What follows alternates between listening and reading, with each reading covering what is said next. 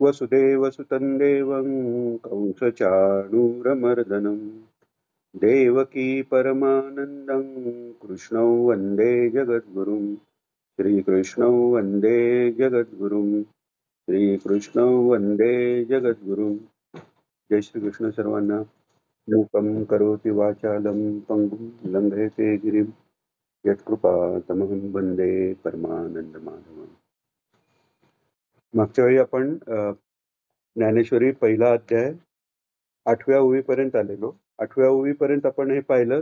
पहिल्यांदा मंगलाचरणच चालू आहे. तर मंगलाचरणात अ, ओम नमोजी आद्यापासून म्हणजे सर्व सृष्टीच्या आधी अ, अव्यक्त असं सच्चिदानंद स्वरूपापासून मग ते ओंकार रूपाने सगुण निराकार. सगुण त्यातला फक्त एकच गुण शब्द. त्या एक गुण आणि बाकी सगळं बाकी कोणतेही त्यात गुण नाहीत. म्हणजे निर्गुणाच्या अगदी अ, सगुण निर्गुणाच्या बॉर्डरवर असलेलं वेशीवर असलेलं असं ते ओंकार रूप. आणि मग तेच अक्षर याचा अर्थ जे क्षरत नाही म्हणजे सच्चिदानंदच. तर ते व्यक्त रूपाने मग त्याचा जो आकार आहे त्या रूपात आलं आणि तेच गणेशांचं रूप आहे असं म्हणून सगुण ब्रह्म ज्याला म्हणतात, की पूर्ण त्याच्यात मग सगळे गुण आले. तर सृष्टीची रचना जशी होत गेली म्हणजे सर्वात पहिल्यांदा जो संकल्प झाला एकोहम बहुश्याम. त्याच्यानंतर त्या प्रकृती महत्तत्व अहंकार आणि मग त्रिगुण पंचमहाभूत अशी ती सृष्टी जशी होत गेली तर त्या ह्याला अनुरूप असं परमेश्वरही रूप घेत गेला. तर तसं हे परमेश्वराचं सगुण रूप आहे. गणेशाची पूजा पहिल्यांदा काय करतात तेही आपण मागच्या वेळी पाहिलं. आता आपण 9व्या पासून सुरुवात करू. 8व्यात आपण हे पाहिलं की सगळी प्रमेय जी आहेत, सिद्धांत जी आहेत, ते या गणेश रूपात रत्नाच्या रूपाने कोंदणात अ, भरलेली आहेत असं त्यांनी सांगितलं. आता 9वी ओवी आपण घेऊ. ते तर व्यासादिकांच्या मती तेची मेखळा मिरविती चोखाळपणे झळकती पल्लव सडका. तर व्यास महर्षी हे स्वतः अ, भगवान विष्णूंचे अवतार आहेत. भागवतात आलेलं आहे की भागवतात जे 24 अवतार सांगितलेले आहेत त्यात नारायणांचे 24 अवतारापैकी नारद आणि व्यास यांनाही अवतार म्हणून सांगितलेले आहेत. हे भगवंताचे अंश अवतार आहेत. कारण भगवंतांना जाणणं हे भगवंताशिवाय कोणालाही शक्य नाही. त्या दृष्टीने त्यांना ही अवतार हे संज्ञा दिली गेलेली आहे. आणि चौथ्या श्लोकात आपण 5व्या श्लोकात पाहिलं 18 पुराणे ही सगळी त्या गणेशांच्या अंगावरील अलंकार आहेत हे सांगितले. ती 18 पुराणे ही व्यासांनी लिहिलेली आहेत. आणि आता सांगतायत 8व्या श्लोकात सांगतायत की जे वेगवेगळी प्रमेय वेदात गुंफलेली आहेत ती सगळी प्रमेय ह्या लाईक या रत्नांच्या रूपी आहेत हे 8व्यात सांगितलं. आणि 9व्यात आता सांगतायत की व्यासांची बुद्धी जी आहे म्हणजे आता सगळे जे अलंकार आहेत ते व्यासांच्या बुद्धीतनं आलेले अलंकार आहेत.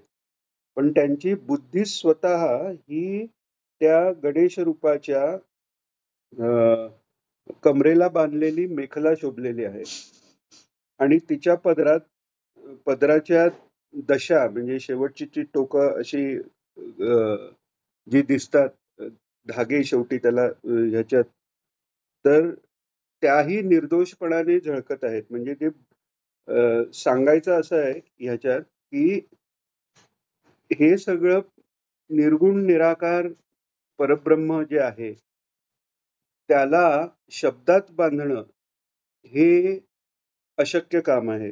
म्हणजे वेदांनीही शेवटी वेदात जे वर्णन आलेलं आहे, तर ईश्वर कसा आहे हे अ, वेदही अं, अ, वर्णन करू शकलेले नाहीत. कारण ते शब्दातीत आहे.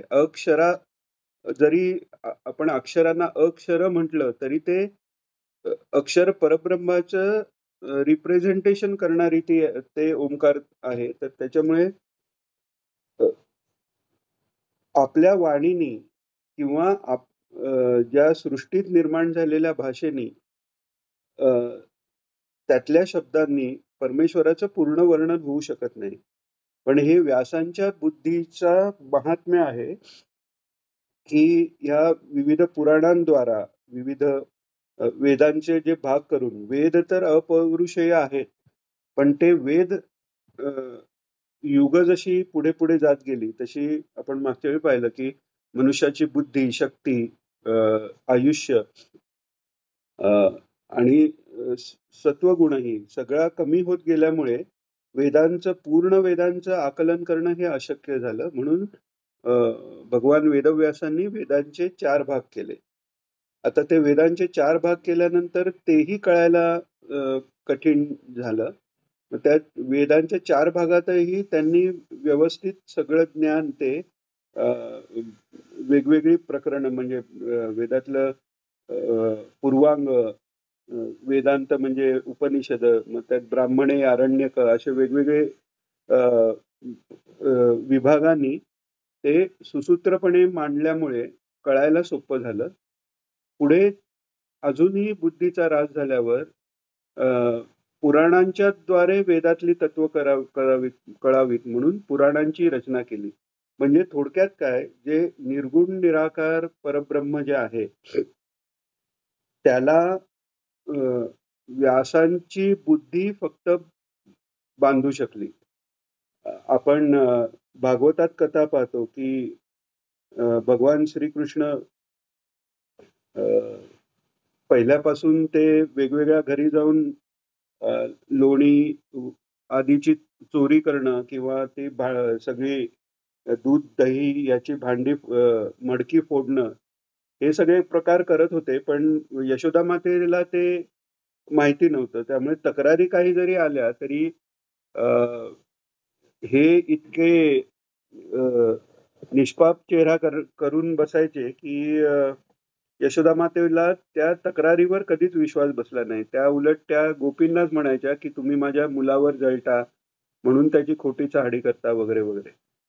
आणि एकदा जेव्हा भगवंतांना भूक लागलेली आहे आणि यशोदा माता स्तनपान करते आहे आणि तेवढ्यात अ, चुलीवर ठेवलं दूध उतू जातंय असं लक्षात आलं, तर तिथल्या तिथे त्यांनी भगवंताला खाली ठेवून ते चुलीवरचं दूध पाहायला गेले. भगवंत विचार करतायत, की या मातेकरता मी वैकुंठातनं इथे आलो आणि हिचं मन ह्या दुधातच दूध, दही ह्याच्यातच राहिलेलं आहे. तर त्यामुळे आज घरात दूध, दही, लोणी याचा कणही शिल्लक ठेवायचा नाही असा भगवंतांनी संकल्प केला आणि यशोदा माता येईपर्यंत जे काही दिसलं सगळं फोडून टाकलंय. आणि आता हे पाहिलं यशोदेला आणि तिला राग आलेला आहे. आणि तो भयंकर राग का आलेला आहे? कारण आत्तापर्यंत ह्याच्यावर विश्वास ठेवून आपण सगळ्या गोपींना कसंही बोललो, त्यांच्यावर विश्वास ठेवला नाही. आणि आज हा घरातच ही सगळं करतोय. आणि मागे लागलेले आहेत. मागे लागल्यानंतर भगवंत घाबरलेले आहेत. छडी घेतली आहे हातात. आता आई मारते की काय असं भगवंताला वाटलेलं आहे. हे प्रेम आहे भगवंताचं. हे नाटक नाहीये. कारण भगवंतानीच ज्या सगळ्या वृत्ती, भावना निर्माण केल्या, त्या सर्वात निर्मळ भावना या भगवंताच्या मनात आहेत आणि म्हणून त्या पुढे भक्तांच्या मनात आणि त्या थोड्या विकृत होऊन सगळ्या जगाच्या मनात निर्माण होतात. त्यामुळे इथे भगवान घाबरलेले आहेत म्हणजे खरोखरच आईला घाबरलेले आहेत. भक्तीचा प्रभाव हा आहे, की नियामक असलेला भगवान ही नियम्य होतो त्या भक्ताच्या ठिकाणी. तसं आईची भीती वाटलेली आहे आणि पळायला लागलेले आहेत, सापडेनात. माता धावते, हे पुढे धावतायत. शेवटी दमली माता आणि मग भगवान शेवटी प्रेम आहे आईवर. त्यामुळे आईला अजून त्रास होऊ नये म्हणून ते थांबलेत. आणि आता त्यांना पकडलं आणि छडी उगारली आणि त्यांचा जो भयभीत चेहरा, डोळ्यात पाणी आलेलं आहे भगवंताच्या, आईला दया आली आणि मग तिची काठी गळून पडली, पण म्हणाली की याला असंच सोडून उपयोग नाही, नाहीतर संस्कार होणार नाहीत. ही आता आईची माया आहे की भगवंतावर पण संस्कार करायचे तिला. तर म्हणून पण काहीतरी शिक्षा झाली पाहिजे म्हणून दोरी मागवली. दोरी घेतली आणि तिथे उखळ पडलेलं आहे, त्या उखळला बांधायला गेली. 2 बोटं कमी पडली. आता ही 2 बोटं कमी पडली म्हणजे एक तर ममता आणि म्हणजे अहंकार, म्हणजे मी आणि माझं, ही हे फक्त ह्या 2च गोष्टी यशोदेमध्ये शिल्लक आहेत आणि भक्तीसाठी तेवढ्या आवश्यकही आहेत. नाहीतर ते गेलं तर भगवंताशी एकरूपता होते. तर आणि ते मी माझंही तिचं खरं तर ईश्वराच्या ठिकाणी म्हणजे भगवंताच्या ठिकाणीच लागलेलं आहे. पण तो मी याचं नियमन करू शकते आणि मला ह्याला शिक्षा करायची आहे, या ह्यानी तिच्या मनात ते मी आणि माझं आहे. त्यामुळे ती दोरी 2 बोटं कमी पडली. परत दुसरी दोरी त्याला बांधलेली आहे पहिल्या दोरीला. परत बांधायला गेली तरी 2 बोटं कमी. असं बराच वेळ झाल्यानंतर ती थकली आणि "अरे काय रे, मला बांधून पण देत नाही, बांधून दे ना" म्हटल्यावर मग ती दोरी पुरली आणि भगवंतांनी बांधून घेतली. त्याच्यावरून भगवंतांना दामोदर असं हे नाव मिळालेलं आहे आणि विष्णू सहस्रनामात त्याचा आचार्यांचं विष्णू सहस्रनामावर भाष्य आहे. त्याच्यात हा अर्थ त्यांनी दिलेला आहे की ज्यांच्या उदराला दाम म्हणजे दोरी बांधले ते दाम उदर, दामोदर असे. आता हे सांगायचं कारण असं की व्यासांची बुद्धी फक्त बुद्धीद्वारे परमेश्वराची प्राप्ती किंवा होऊ शकत नाही. शुद्ध बुद्धीने परमेश्वराची प्राप्ती होऊ शकते. पण परमेश्वराची प्राप्ती झाली तर मुक्ती आहे. त्याच्यानंतर एकदा अ, अ, अ, कुंडलिनी सहस्रारापर्यंत गेली आणि निर्विकल्प समाधी लागली, तर सामान्य जो साधक आहे, तो तिथून परत येत नाही. त्याच्यानंतर देह राहू शकत नाही. देहाशी त्याचा अ, संबंध संपला, मनाशी, बुद्धीशी, सगळ्याशी संबंध संपला. त्या स्थितीत तो देह राहू शकत नाही. तो महात्मा मुक्त होतो. अ, त्यातल्या पण जो महात्मा पराभक्तीपर्यंत पोहोचलेला आहे, अवतारी पुरुष, संत महात्मे यांच्या चरित्रात आपण पाहतो. मुक्तीनंतरही तुकाराम महाराज म्हणतात, "आता उरलो उपकारापुरता" आणि ते सगळ्यांच्या जगाच्या कल्याणा संतांच्या विभूती म्हणतात. तसं ते सगळ्यांचं किंवा भगवान गीतेत जे म्हणतात, की "सर्वभूत हिते रतः" असे ते राहतात. तर हे सांगण्याचं कारण असं, की व्यास महर्षी हे नुसते ज्ञानी आहेत आणि त्या ज्ञानाच्या बळावर त्यांनी सगळं शब्दबद्ध केलंय किंवा वेदाचे भाग केलेत असं नाही. ईश्वराला जर बांधायचं असेल तर ते फक्त पराभक्त जे आहेत, जसे यशोदा माता, नंद महाराज, सगळ्या गोपी आहेत, हे असे महात्मेच फक्त त्यांना बांधू शकतात. तर तसं पूर्ण ज्ञानस्वरूप असं जे गणेशांची मूर्ती आहे, आपण विद्याभ्यास करतानाही गणेशाची पूजा करतो. कारण बुद्धीतले दोष घालवणारे धीप्रकाशक ही सविता देवता झाली. जे संध्येत त्यांची उपासना झाली. त्याच्यानंतर पहिलं पूजन गणेशांचं अशा करता आहे, की बुद्धीतले दोष घालवून दीपप्रकाश म्हणजे सवितृ रूपाने जो प्रकाश आहे, तो त्या बुद्धीत पूर्ण प्रकट करणं हे गणेशांचं काम आहे. तर त्यामुळे महर्षी व्यासांची ही इतकी मोठी प्रतिभा आहे, की ईश्वरालाही त्यांनी या शब्दरूपाने बांधून ठेवलेलं आहे. म्हणून अ, व्यासांच्या बुद्धीला अ, जे गणेशाच्या पोटाला ज्यांनी बांधून ठेवलेलं आहे, त्या दोरीचं रूपांतर दिलेलं आहे. आणि ह्यातनं पुन्हा हेही दर्शवण्यात आलेलं आहे, जसं यशोदेनी भगवंताला बांधलं तसंच इथे व्यासांनी ते परब्रह्मरूप बांधलेलं आहे. यातनं एकतर व्यास महर्षींची महतीही सांगायची आहे आणि गणेशरूप आणि श्रीकृष्ण भगवान हे वेगळे नाहीत हेही यातनं ज्ञानेश्वर माऊलींना दर्शवायचं आहे. आणि जसं आपण पाहतो की शाळेतल्या एखाद्या विद्यार्थ्याचा अ, अ, काही भाषण आहे किंवा काही कथाकथन त्याला करायचंय. तर ते करायच्या आधी ज्यांच्याकडनं त्यांना ते ज्ञान मिळालं किंवा ज्यांच्या अ, द्वारे हे त्यांच्यापर्यंत पोहोचलेलं आहे, त्यांचा कृतज्ञतापूर्वक निर्देश केला जातो. तर बुद्धिप्रकाशक गणेशांबरोबर जरी ते रूप ज्ञानपूर्ण असलं, तरी ते शब्दात उतरवण्याचं कार्य आणि मजा अशी आहे, की ज्या गीता अ, ई अ, ज्या गीतेवर हे ज्ञानेश्वरांनी भावार्थ दीपिका हे भाष्य ज्ञानेश्वरी केलेली आहे. ती गीता हा महाभारताचा भाग आहे. शांती पर्वात गीता आलेली आहे. हे महाभारत लिहिलं कोणी तर तेही व्यासांनी लिहिलेलं आहे. अर्थात व्यासांनी लिहिलेलं नाहीये, व्यासांनी सांगितलेलं आहे आणि लिहिलंय स्वतः भगवंत गणेशांनी. त्यामुळे या मंगलाचरणात अ, गणेश आणि व्यासांचा उल्लेख अ, करण्याचं अजून एक कारण असं आहे आणि व्यासांनी व्यास हे करगोटा रूप किंवा हे झालेले आहेत, हे सांगण्याचं अजून कारण म्हणजे महाभारत लिहायला कोणीही व्यासांची प्रतिभा इतकी आहे, की जर एकापुढे एक ते सगळं शब्दरूपाने त्यांच्या वाणीतनं बाहेर येतंय. बुद्धीत सगळं तयार आहे.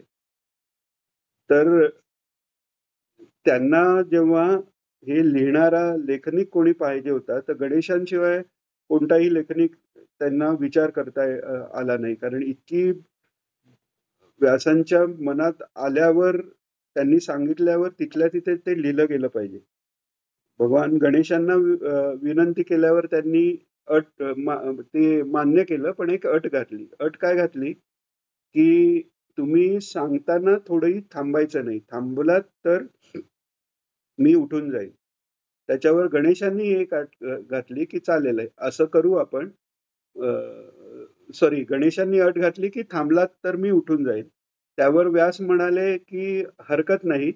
पण तुम्ही कोणत्याही श्लोकाचा अर्थ समजून घेतल्याशिवाय तो लिहायचा नाही. म्हणजे ह्यात काय आहे, हे काय एकमेकांची परीक्षा पाहतायत किंवा अटी घालतायत असं नाही. अ, व्यासरूपानी आणि गणेश रूपानी ते स्वतः श्रीकृष्ण भगवानच हे सगळं करून घेतायत आणि त्यामुळे दोघांच्याही बुद्धीची योग्यता अशी आहे, की तिथे क्षणभरही वेळ लागत नाही, की म्हणजे व्यासांच्या मनात श्लोक रचायचा आहे, याकरता काही वेळ गेलेला नाहीये आणि अ, अर्थातच श्री गणेशांना तो श्लोक समजून घ्यायचा आहे म्हणूनही वेळ गेलेला नाही.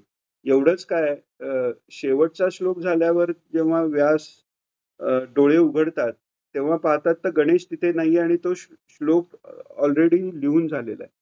म्हणजे व्यासांच्या अ, अ, बुद्धीत अ, आपल्या बुद्धीत एखादा विचार येतो, त्याची एक प्रक्रिया असते, की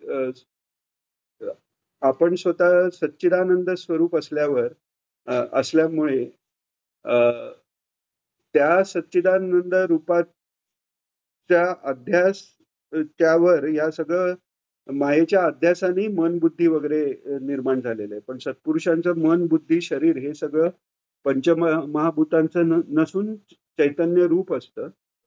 अ, पण बुद्धी जो व्यवहार होतो, की पहिल्यांदा काय होतं, तर एक वृत्ती तयार होते. ती वृत्ती कोणत्यातरी भावनेत वृत्तीच्या मागून भावना येतात. तर समजा एखादं उदाहरण घ्यायचं झालं, तर एखाद्याने आपल्याला आपली काहीतरी स्तुती केली. स्तुती केल्यानंतर पहिल्यांदा अ, आपल्याला वाटतं हां, बरं वाटलं आणि मग आपण ते का त्याचे विचार त्याच्या संबंधी सुरू होतात. पण त्या बरं वाटण्याच्या आधी एक वृत्ती तयार होते. ती वृत्ती त्या आनंदाच्या विचारांच्या ह्याच्यात भावनेत कन्व्हर्ट होऊन मग विचारात कन्व्हर्ट होते आणि मग ते विचार आपण पुढे म्हणतो. आता व्यास हे स्वतः अ, अ, परब्रह्मा तत्वापर्यंत पोहोचलेले असल्यामुळे त्यांचे मन, बुद्धी असा संबंध नसून सगळंच चैतन्य असल्यामुळे ते ज्ञान विचारांच्या रूपाने हवंय त्या संकल्पासकट ते ज्ञान तिथे प्रकटच आहे आणि परब्रह्म रूपापर्यंत ते पोचले असल्यामुळे भगवान गणेश तर परब्रह्म रूप स्वरूप ते आहेत. त्यामुळे तिकडेही तेच ज्ञान आहे, तिकडेही तेच शब्द आहेत. त्यामुळे व्यासांनी सांगून त्याचा अर्थ समजावून मग लिहिण्याची गणेशांना गरज नाहीये. तर हा सगळा जो व्यवहार झालाय त्याचं स्मरण करून अ, त्यांच्या ह्या भगवंताच्या श्रीकृष्ण भगवंताच्या या लीलेने त्यांच्याच 2 करवी हे महाभारत आपल्यापर्यंत या स्थूल रूपात, अक्षर रूपात आलेलं आहे आणि त्यातच गीता हा भाग आहे. असं सांगतात की एक तर असं म्हटलेलं गेलेलं की व्यासोच्छिष्टम जगत सर्व म्हणजे सगळं जग हे व्यासांचं उच्छिष्ट आहे म्हणजे सर्व जगाबद्दल व्यासांनी सांगून ठेवलेलं आहे. आणि त्यातल्या त्यात महाभारताबद्दल भगवान व्यासांची अशी प्रतिज्ञा आहे की जे महाभारतात आहे तेच सर्वत्र आहे आणि जे महाभारतात नाही ते कुठेही नाही. याचा अर्थ असा की धर्म, अर्थ, काम आणि मोक्ष हे 4 पुरुषार्थ आहेत. या चारही पुरुषांबद्दल जे जे काही माहिती असायला हवं, जे जे काही ज्ञान आपल्याला असायला हवं, अ, आपले आप आपल्यासाठी हे चारही पुरुषार्थ मिळवण्याकरता ते सर्व महाभारतात आलंय. आणि 5वा पुरुषार्थ तो भक्ती हाही आलेला आहे. अर्थात त्याच्याकरता विशेष म्हणून भागवताची रचना पुढे व्यासांनी केलेली आहे. पण भागवताचं जे मूळ आहे ते या सगळ्या गीतेत आलेलं आहे. विशेषतः 12वा अध्याय हा भक्तियोगाचा आहे. तर हे सांगण्याचं कारण असं की अ, ज्ञानेश्वरी सारखा ग्रंथ गीता हा 700 श्लोकांचा 18 अध्यायाचा आहे. पण ज्ञानेश्वर माऊलींनी त्याच्यातला एक-एक शब्द, एक-एक अक्षराचं महत्त्व सांगत 9,000 ओव्यांची ज्ञानेश्वरी अ, निर्माण झालेली आहे. याचा अर्थ असा, की आता एवढं वाचलं, की आपल्याला सगळं कळलं असं नाहीये. कारण ज्ञानेश्वरी हा फक्त गीतेचं भाषांतर किंवा टीका नाहीये. त्या ग्रंथाला स्वतःचं असं जास्तीचं महत्त्व आहे. आपण बऱ्याच वेळा पाहतो. आता हा पहिलाच अध्याय पहा. अध्यायाला सुरुवात झालेली आहे. अध्याय सुरू होऊन आता अ, आपण पाहिलं तर गीतेचा पहिला श्लोक कितीतरी ओव्या झाल्यानंतर येतोय. याचा अर्थ ज्ञानेश्वर माऊलींनी तो पहिला श्लोक कळण्या इतपत तयारी होण्यासाठी म्हणून या सगळ्या गोष्टी आपल्याला सांगितलेल्या आहेत. अर्थात पुन्हा तेव्हा ज्ञानेश्वरांच्या संगतीत जे लोक होते त्यांची त्यांच्या संगतीमुळे आधीच बुद्धीची धारणा झालेली. म्हणजे असं सांगायला गेलं तर जो भक्त आहे किंवा जो साधक आहे, तो जर साधन चतुष्टय संपन्न आणि उत्तम साधक असेल, तर श्री गुरूंनी नुसतं तत्त्वमसी असा महावाक्याचा उपयोग असा उपदेश केल्याबरोबर त्याच्या ठिकाणी ते ब्रह्मज्ञान प्रकट होऊन तो आत्मानंदाचा अनुभव घेतो. मध्यम अधिकाऱ्याला थोडासा उपदेश करायला लागतो. अ, अधम अधिकारी, अधम म्हणजे नुसता अधम शब्दावरून जाऊ नका. अधिकारी जे आहेत, त्यांच्यातला सर्वात खाली अशा ह्याने. तर त्याला बरेच प्रश्न विचारायला लागतात. वेगवेगळ्या पद्धतीने त्यांना सांगायला लागतं. आता तरी तो अधिकारी आहे. साधन चतुष्टय संपत नाही. विवेक, वैराग्य सगळं शमदम हे त्यांनी साधलेलं आहे. मुमुक्ष आहे, उपरती आहे, संसारात त्याचं लक्ष नाही. असा असताना सुद्धा हे सगळं लागतं.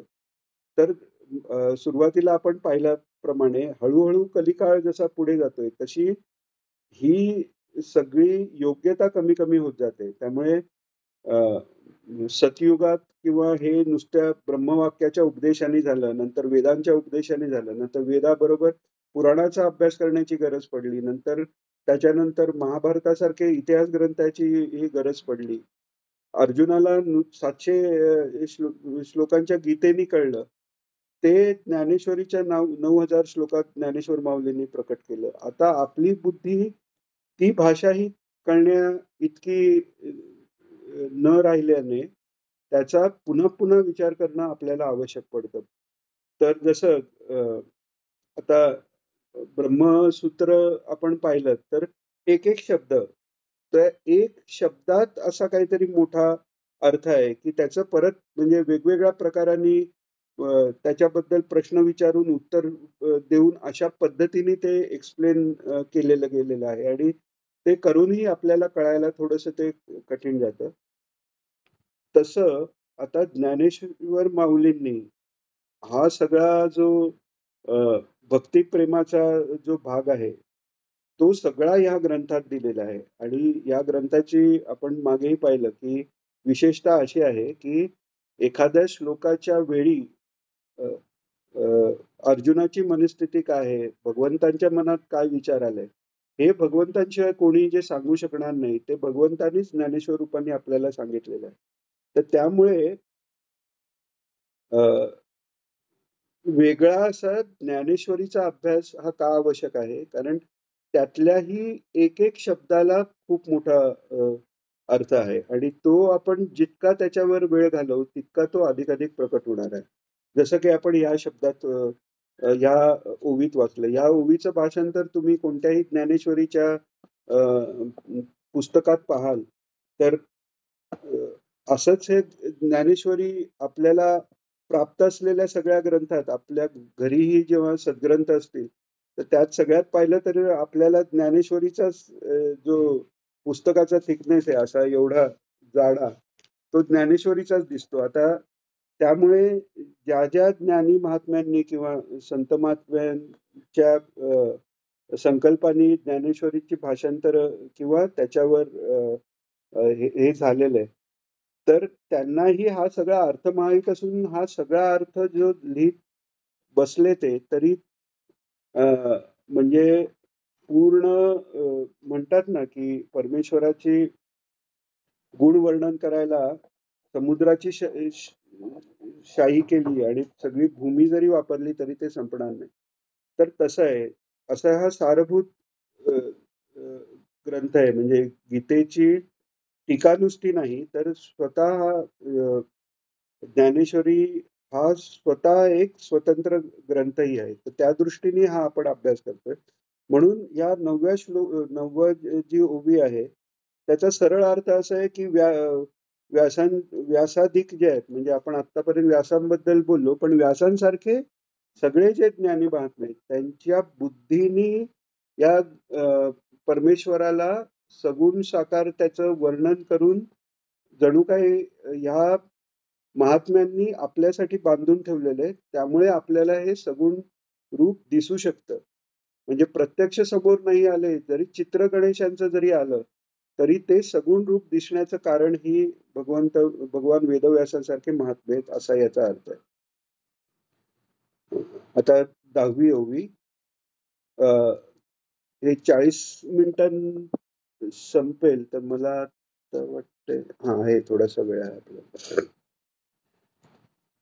देखा षड्दर्शने मणिपती तेची भुजांची आकृती म्हणूनी विसंवादे धरिती आयुधे आहती. आता षड्दर्शन जी आहेत, षड्दर्शन म्हणजे अ, वेदांचा प्रत्येक अ, बुद्धीच्या जेवढी योग्यता असेल, त्या योग्यतेला त्या बुद्धीच्या योग्यतेपासून पुढच्या बुद्धीच्या योग्यतेपर्यंत नेण्यासाठी स्वतः ब्रह्मज्ञानी असून वेगवेगळ्या आचारांनी वेगवेगळ्या लेव्हलचे त्याचे अर्थ सांगितलेले आहेत. तर ही षड्दर्शने म्हणजे आस्तिक दर्शन आहेत. याच्याशिवाय नास्तिक दर्शनही अ, अ, आहेत या सगळ्या ह्याच्यात. तर हे षड्दर्शन म्हणजे 6 शास्त्र जी सांगितली आहेत, तेच भगवंताचे 6 हात हात आहेत. म्हणजे त्याच्यात अ, आता त्या शास्त्रांचंही वर्णन पुढे येणार आहे. वेदांत शास्त्र आहे, जे सर्वात म्हणजे अ, ज्यात योग्य रीतीने भगवंताचं प्रतिपादन केलेलं आहे.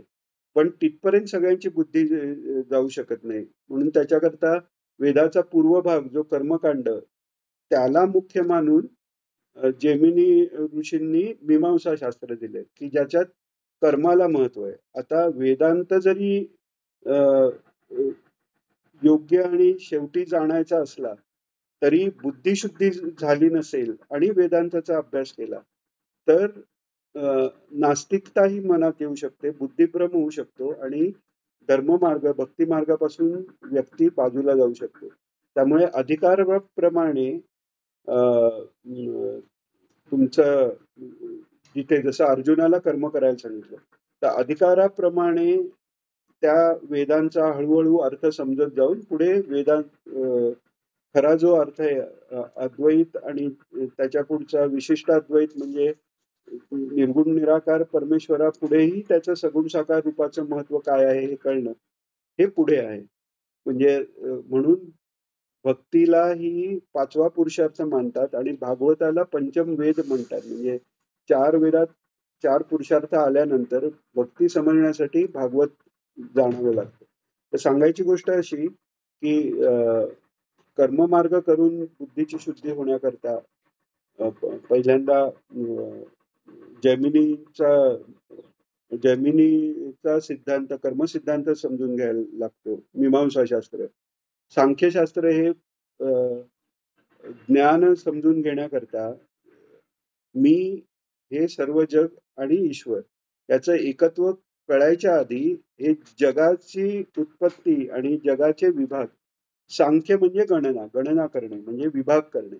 तर सगळी तत्व काय आहेत, सगळे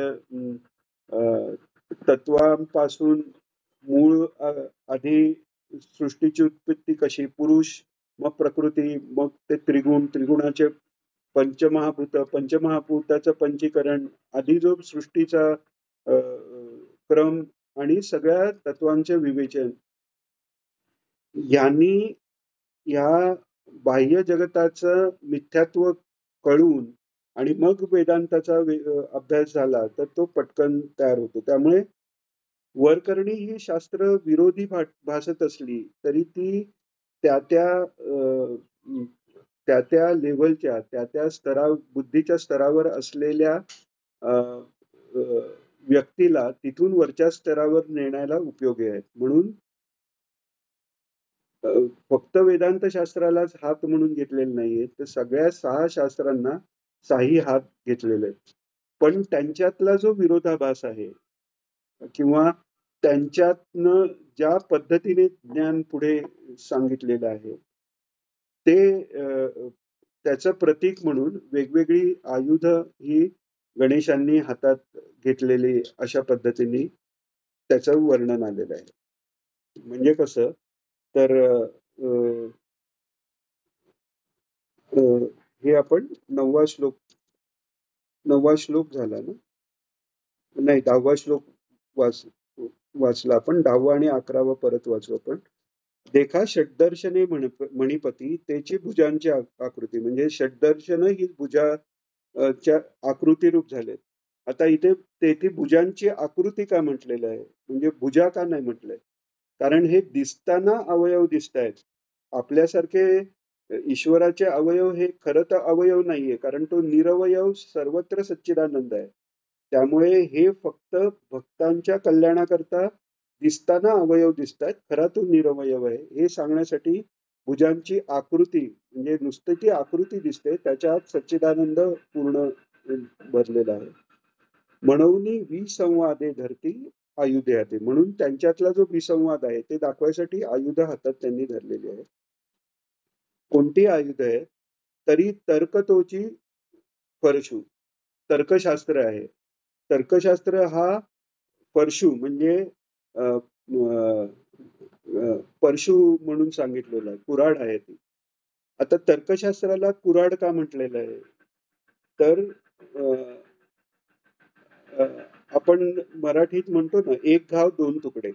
म्हणजे काय खरं काय खोटं काय तिथल्या तिथे सोक्षमोक्ष लावू, एक घाव दोन तुकडे असं आपण म्हणतो. म्हणजे तर्काचा उपयोग असा आहे, की त्या तर्कानी अ, सूक्ष्मपणाने एखाद्या तत्वाचा अ, अभ्यास करून त्याच्यातलं खरं मर्म आणि जे त्या व्यतिरिक्त जे अ, अ, आलेले त्या तत्वाच्या शब्दात आलेले भाग बाजूला करणं, हे त्या तर्कशास्त्राच्या अभ्यासामुळे सोपं जातं.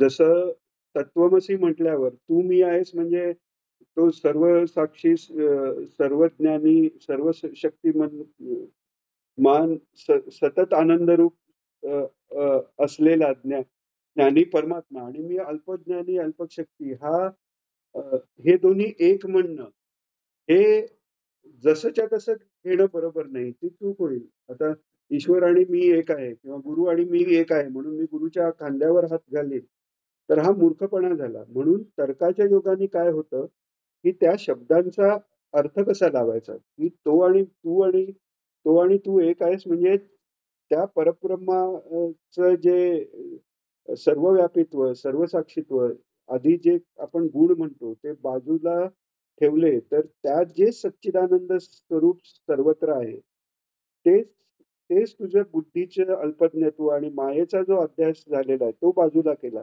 तर तेच सच्चिदानंदत्व तुझ्यात आहे. म्हणजे अशा रूपाने तो सच्चिदानंद परमात्मा सर्वत्र आहे, आपलाही हातभार आहे आणि आपण त्याच्या रूपापेक्षा वेगळे नाही आहोत, हे त्यातनं ज्ञान होतं.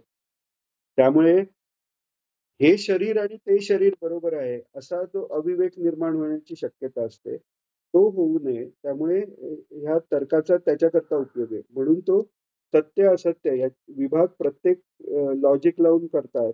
म्हणून त्याला परशुचं परशुचं रूप मिळून तो अ, अ, भगवान गणेशांच्या हातात आहे. अ, त्याच्यानंतर नीतिभेदू अंकुश शास्त्र जे आहे आता नीतिशास्त्र म्हणजे अ, तत् एक हे संपला का वेळ?